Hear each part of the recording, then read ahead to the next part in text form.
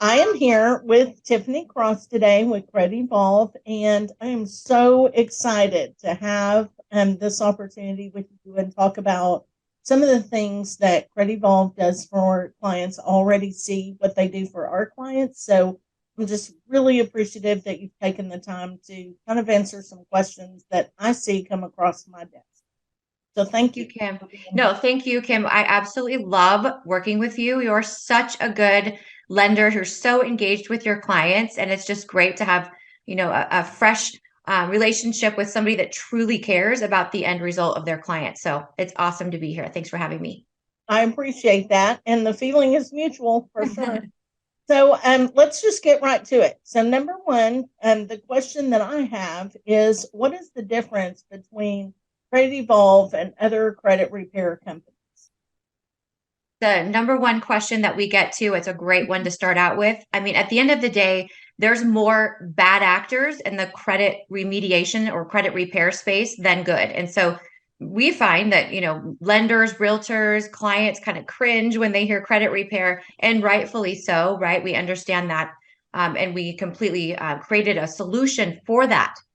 So the traditional credit repair programs are, frankly, most people go buy a book on Amazon. And then next thing you know, they think they are a credit expert, saying all the things on TikTok, and you're like, oh boy. And then sometimes they even go as far as to like guarantee illegal results, or they may overpromise, underperform and then charge up front. I've heard that a lot, where consumers who are already, having trauma, right? Like FICO trauma, financial trauma, get taken advantage of, and then with no recourse, right? So we those are what we call the for-profit organizations. I won't name specifics, but we all know who they are online. When you type up the phrase credit repair, they all pop up, and then more that you didn't even want to know. Um, Realistically, most of those companies literally rely on sending generic letters to the credit bureaus, and then they do the hope and pray method, where let's just hope the credit bureaus don't respond, right? Or little things like generic letters like this account doesn't belong to me, and then they hold their fingers for 30 days and hope that it's going to get deleted, right? So that's, and then clients are like, gosh, I've been in this program for like 4 years and nothing's happened. uh, so that's not us, right? That's way the opposite end of the spectrum. We are actually a technology platform that supports nonprofit HUD counseling and lenders.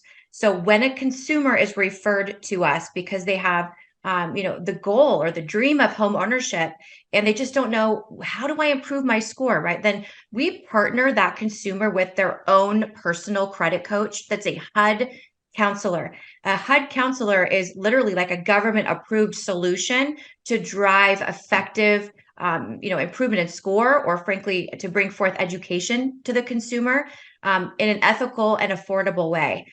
So it's just night and day, so much more robust than what I call the one trick pony credit repair that people know from the 90s. Right. Yeah, and I agree. I see that. I see several things where many times our clients are not in a program for a very long time. They're in, everything gets worked on very quickly, and and then they're ready to go.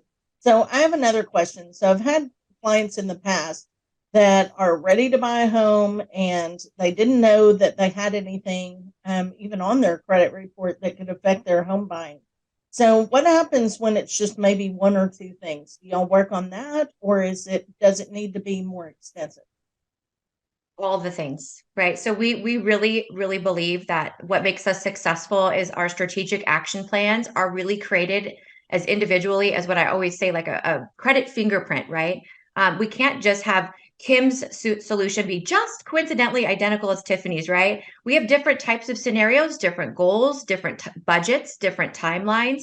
So when we do that free analysis and that consultation, again, it's a very deep dive into what's the solution. It's not always going to be the same for everyone, but there's also more than one solution for each person, depending on their budget, for example. So a lot of times clients will sign up and say, well, I don't really need to buy a home today, but I'm really like underwater. I can't seem to figure out how to structure my budget. My family budget's wonky, and I need help. I need to figure out how to come up for air financially. And what does that look like? So we have different assessment tools in our arsenal of solutions to truly cater to the individualness of each client. Yeah, and I appreciate that. And to piggyback on that real quick, do you think it's a good idea to have somebody start that process early? Let's say they're going to buy in a year or maybe 2 years from now. Is it a good idea to start that now and get them ready, or would you suggest they wait till closer to time that they're going to buy? Again, I'm gonna hire you on over to our organization. These are perfect questions. No, absolutely don't wait. In life, especially right now with the uncertainty and there's a lot of fear mongering of whatever. But ultimately, we need to make sure as consumers that we're being proactive. I can't think of one thing more important as an adult than being ready in the event of an emergency to have access to money, right? To have access to solutions. We have clients that wait until the 11th hour, and that's too late. It's not too late, but it's too late to reach the goal that they have. We've got people that will say, "Oh, my lease is up next month." We look at their credit situation, and they're, needing 300 points. Well, yes, we can help you absolutely, but it's not a magic wand. It doesn't have to be a long time, but it does take some effort. So, as proactive as you can possibly be, invest in yourself. Make yourself a priority. Maybe say no to something for just a short period of time so you can really focus on what's most important, which is your own, financial wellness and goals. Right. I agree with that. And sometimes it's just, something that happens in life. Maybe it was a divorce or a medical event or, a life event that happens. Or for some people, maybe it's they're just out of college and they kind of went crazy with their credit, thought, oh, I can just pay this off. And then they realize it's not that easy. And, things happen with that. And what I find, and you correct me if I'm wrong, but when you just leave your credit and do nothing to it, it stays and it doesn't get any better. It just kind of stays stagnant. And then I find that people don't want to go back and revisit it because maybe it is a hurtful event that caused those things to happen.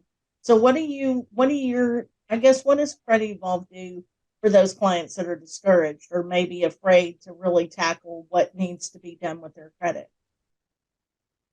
Strategic action plans that our HUD counselors create are designed to be super engaging and motivational, right? We want to show, a positive messaging that homeownership is for you. It doesn't have to be for everyone else but you, right? Putting our head in the sand is sort of a real natural experience. I feel like, to your point, there might be trauma, right? You may have an emotional experience that you went through. I love that you said that because it is more likely that you have had that life event than you're just a bad person, right? That's Right. really the misconception but I think that needs to be switched, is that it doesn't have to be that. In fact, it's usually not. We want to create positive messaging in that it's fine. No more looking in the rear view mirror. Let's just drive. Let's fix this, right? And it's Right. always fixable. My phrase this year is everything is figure outable. I started this in January. It's all figure outable, right? And that strategic action plan is created for that in mind. And then every month we celebrate the success. If the score's up 15 points, 20 points, maybe you need 200, but you don't get to 200 without hitting 10, 15, and 20. So Right. it's just a very exciting way to motivate consumers to not feel like it's for everyone else but you. Right. Yeah, I agree. And, I find that I tell people a lot of times when I'm talking to them up front that you have to know where you're going, where you are to know where you're going.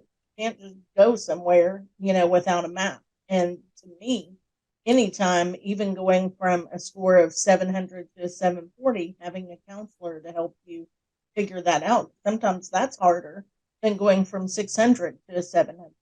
So I I think that have that's a really good way to put that. And I love, it's funny, people will come to me and say, I have been in the 700s for 20 years. Now, I know I'm an A student, but it's killing me that I'm not an A plus student. Everybody's goals are different, but it's funny. It's really not common sense and FICO sense don't really play well in the sandbox together. The Right. things we think we're doing because they make financial sense, as I said, may be counterintuitive to the FICO score algorithms and how we can manipulate those.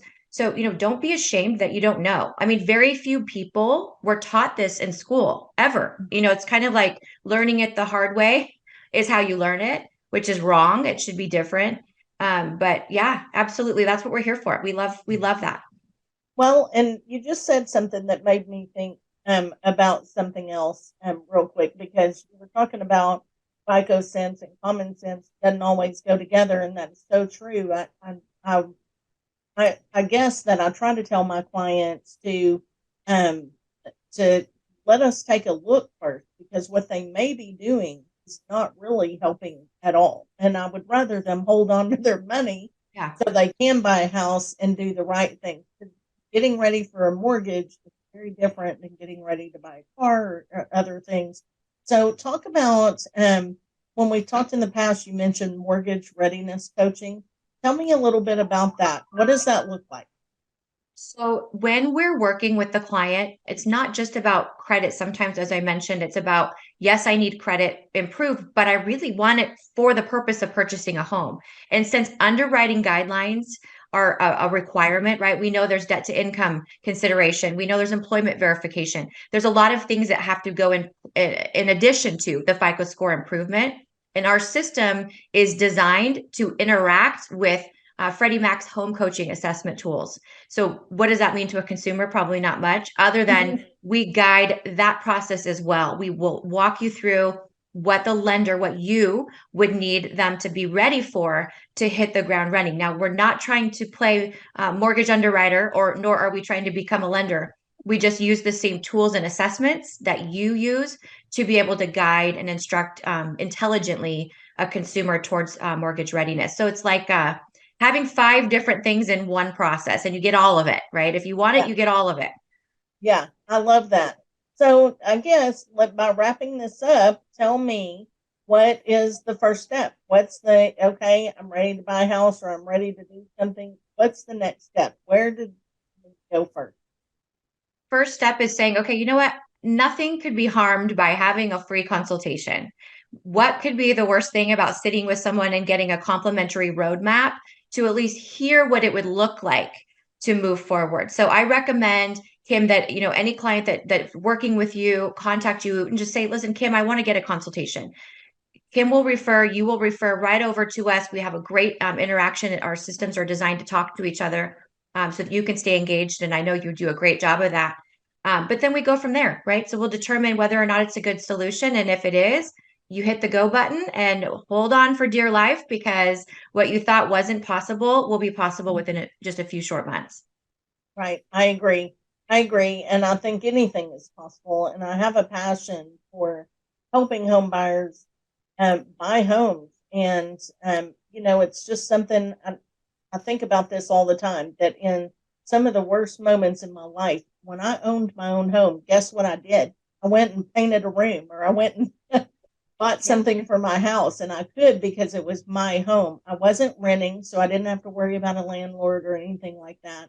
And I think that those moments, I just remember so many memories made, and it's not that I couldn't have done it by renting a home, but there's just something special about owning your own home. You know that this is my home, this is my family living in it.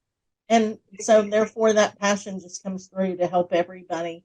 And I appreciate you, especially, for taking the time and getting this message out, because it is different. And I've seen that through this career, and even with myself in the past. I've seen how different this is. So, this is great.